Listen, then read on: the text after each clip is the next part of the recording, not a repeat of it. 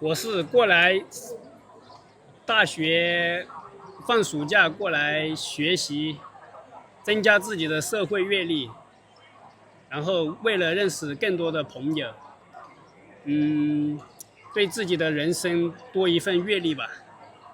然后，其他的就没有什么了。